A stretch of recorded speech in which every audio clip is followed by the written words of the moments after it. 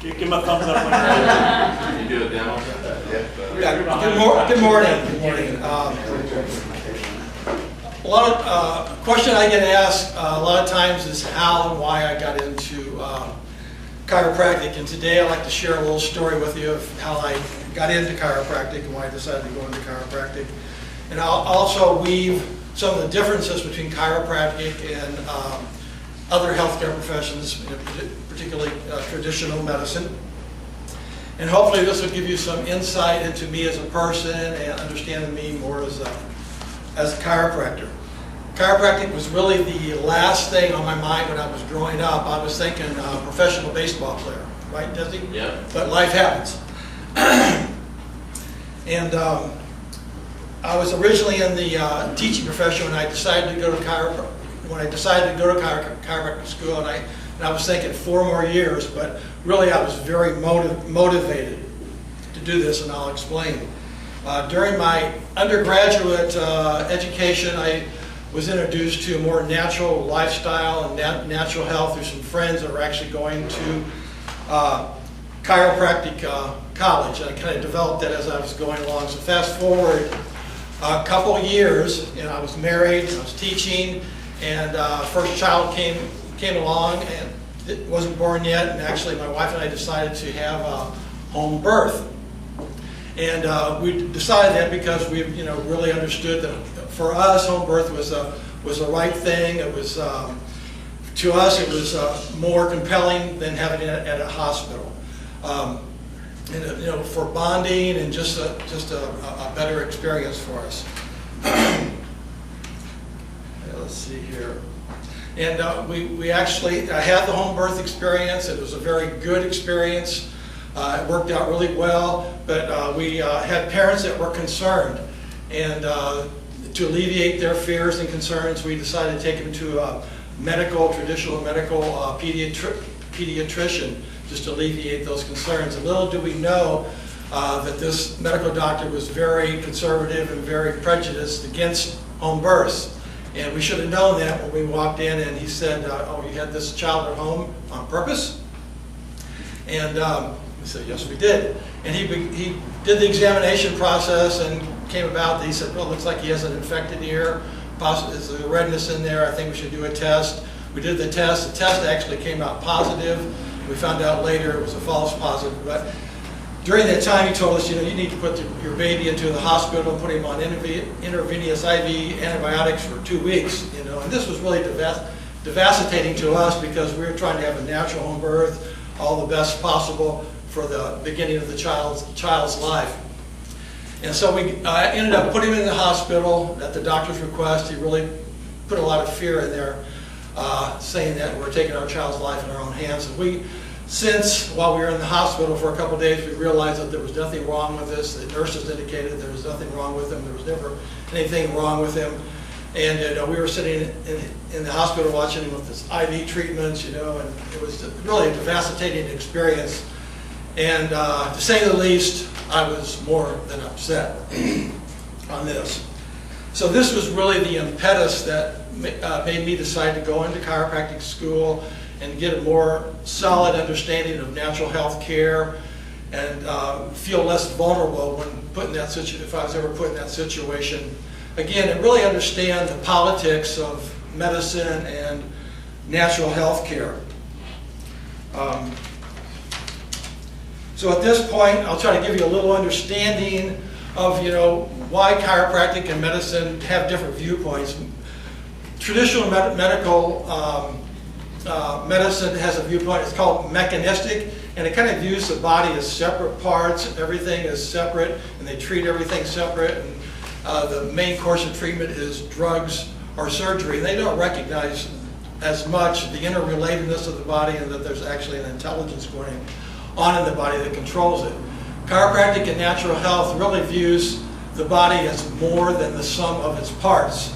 It's got an intelligence that coordinates it and regulates the function and maintains it.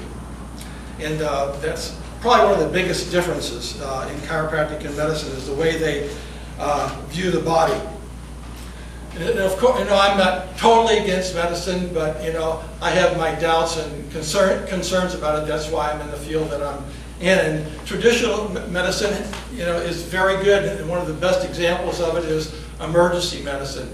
We know about broken bones, we have strokes, we have very serious injuries. Sometimes we've got appendicitis that needs to be attended to, and there's various medical emergencies that traditional medicine really attends to, and thank God, for that aspect of it.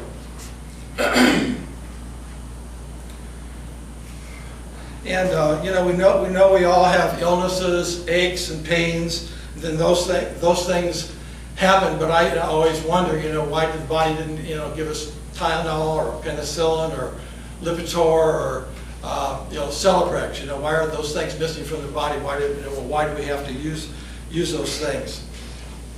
And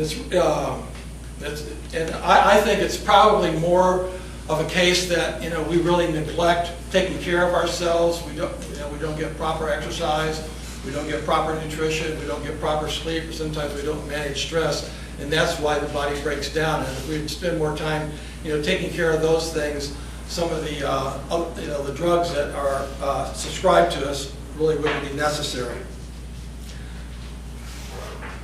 I used to give a talk on the world's greatest drugstore. And the world's greatest drugstore to me is really the body. The body gives you everything that you need. It gives you any one of 100 different drugs or chemicals. It gives it to you in the right amount, at the right time, and at the right moment. And also the human body controls, and all these things you don't have to do without thinking. All these things go on without your conscious control. Your respiration goes on without your conscious control. Your breathing, your digestion, all these things go on without your conscious control. And the body really is a marvelous mechanism when you really think about it. And if I have to think of anything that's more important, is just the advice that I give people is just trust the body. The body really has a way to regulate and maintain itself. And a lot of times, instead of rushing to put something in it, is just give it a chance to work and go through a process of healing. And so how does chiropractic, actually, fit into this? Most patients come into a chiropractor because they have an ache or pain, neck pain, back pain, and all these things are, very important to get taken care of, because if you don't get them taken care of, a lot of times it can lead to arthritis, it can lead to a scoliosis, or even a bulging disc. But the less understood fact about chiropractic is that the spine is made up of 24 movable vertebrae, and the purpose of the spine is actually to protect the spinal cord. And out of the spinal cord comes 31 different nerves, and these nerves hook up to every organ and every system of the body, and that's what controls the body. The brain sends messages down the spinal cord, out these nerves, and that control the function of the body. And if one of these nerves actually gets pinched, or there's some pressure on it, it can actually decrease the function of the body. And so that's one of the things and benefits of chiropractic. When you get your spine adjusted and you get pressure taken off of the nerves, it not only alleviates pain and symptoms, it can actually increase the function of the body.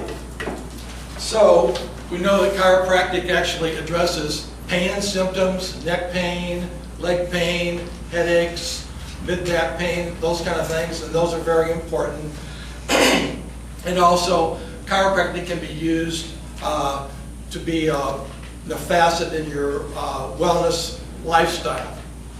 So that's why I always like to use the tagline, chiropractic for the health of it. And that's basically my spiel here, and I hope I finished it up in time. I've got a little information on the technique that I use, and I'll pass it out, and also have a little gift certificate for you or anybody that you know that can use chiropractic. I don't know if I have enough here, but I'll pass those down. If you can pass those down for me, I would appreciate it. I don't know if I have any questions or not. I'm happy to take a few questions if there's a few questions. If not, we can carry on. We're going to keep moving. If you do have questions, schedule a one-to-one with Doug.